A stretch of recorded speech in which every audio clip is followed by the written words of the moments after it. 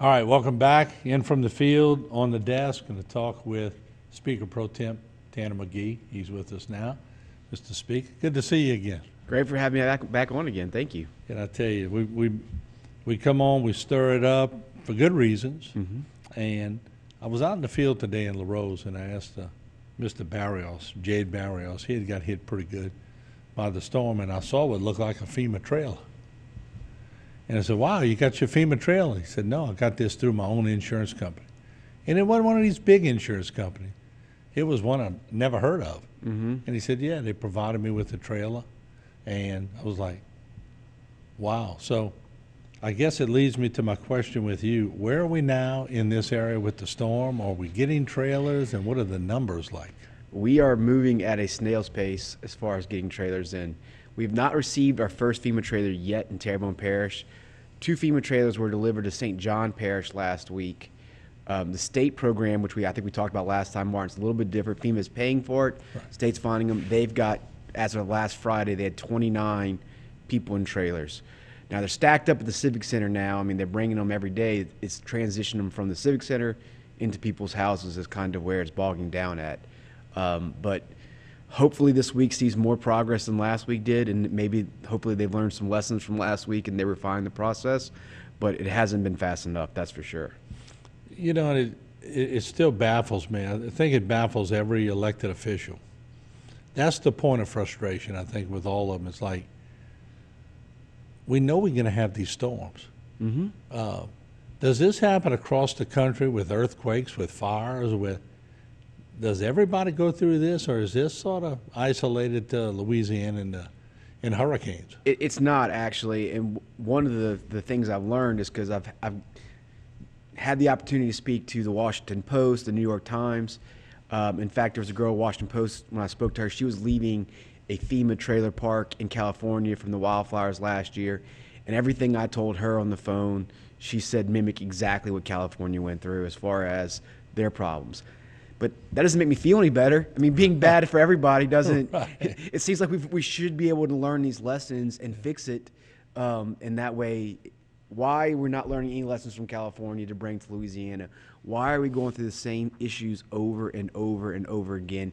Why are we just accepting this slow process in a name of an agency that literally has emergency in the title? Yeah, and I have FEMA reps coming on in a little while, and you know, and I'll say it again, some of the ground level people are really good people. They're trying. They send it up, and it gets put under somebody's paperwork and never, or bureaucracy, and it never gets done.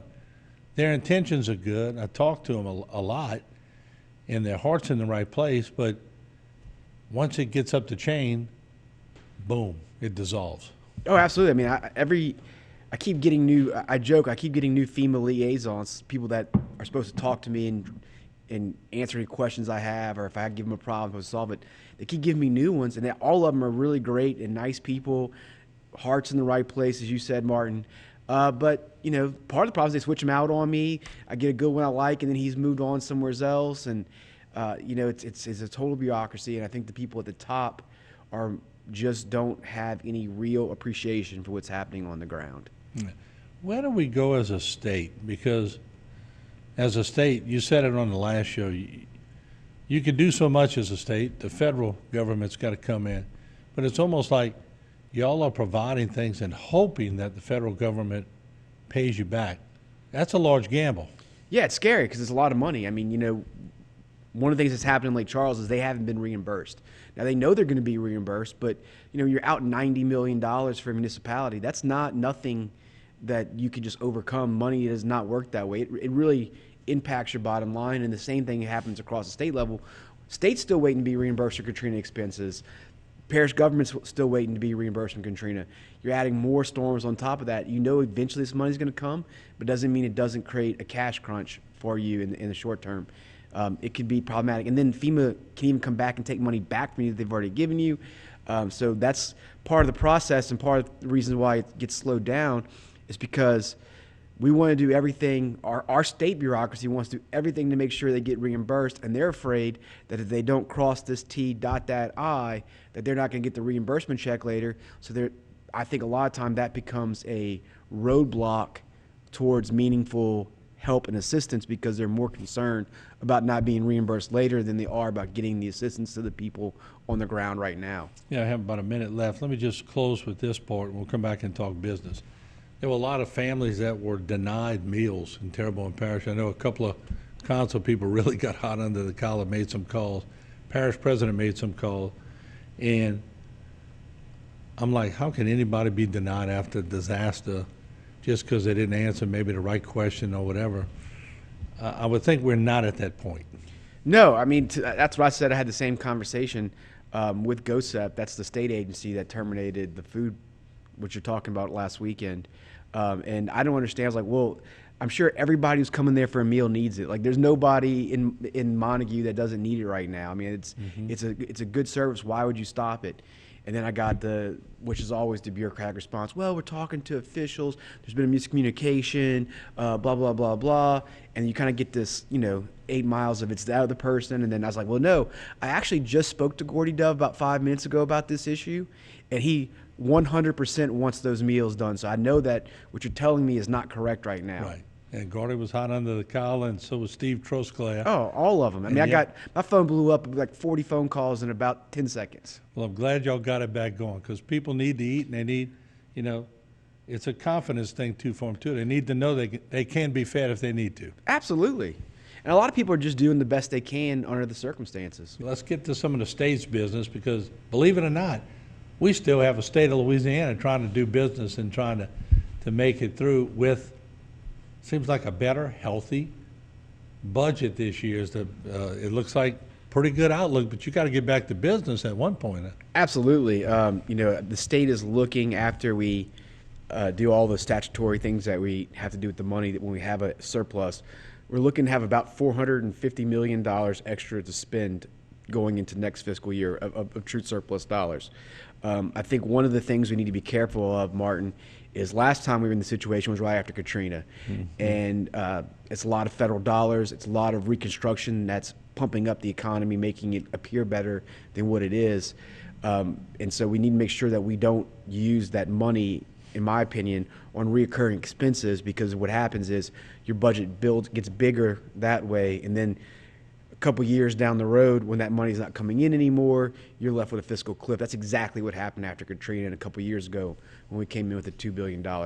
And the false ceiling caves in, so to speak. Mm-hmm. But I guess the good part of that is even if you take half of that money, it's more money than you had a couple of years ago in it. Oh, man, it's a problem I'd much rather have than the opposite problem, which is trying to cut services, particularly higher education and healthcare, which we have to cut when we have to cut things. So I much prefer having extra money than not having enough money. But I think having learned the lessons of Katrina and them being so fresh in the minds of everybody, I doubt that we're going to go down that road again. I think we're going to be really careful about how we spend the money, what we do with it.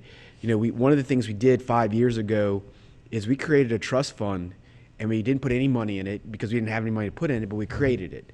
And this year, we'll put the first investment in that trust fund of $200 million. Mm-hmm. The idea is once it gets to $1 billion, you never spend the $1 billion. You just spend the excess and the interest off of it. Alaska has it, and it's a great stabilization project. So you have a source of money that's constantly kicking money into your general fund, like a trust fund would. Right. And we've never been able to do it. And finally, for the first time in 5 years, we're going to have $200 million that's going to go automatically into there. Some of the private schools in New Orleans have been doing that for years and pretty successful. It's a very successful model, and other states do it. And I'm glad that we're finally going to see our first down payment on that kind of budget stability. That'd be good. What are just to get your thought process on how the southern elected officials like yourself differentiate from the central Louisiana and North Louisiana when a hurricane like this hits? Do they pretty much get it that, hey, we better take care of the coastline or else we're going to be in trouble, or, well, they're on their own? It's a varying degrees. You definitely have, nobody wants to come out and say you're on your own. It's much more polite than that. But I think, a lot of them, there's a natural dislike for, not dislike, but I think a natural tension there. Yeah, for South Louisiana. and the North Louisiana for some reason feels like they're not ever getting their fair share, even though the entire economy of Louisiana is below I-10. So it's kind of a tension there, but they feel like they're always they're getting the shaft. Yeah.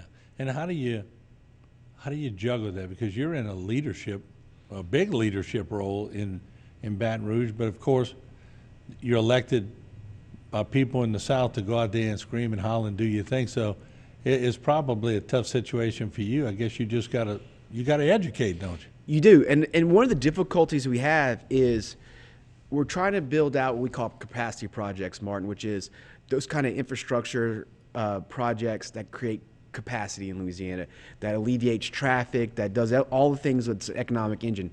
There's not a whole lot of those projects in North Louisiana, to be honest with you, and so they're definitely it gets tricky because when I say we can build LA1, the overpass all the way down to Leesville.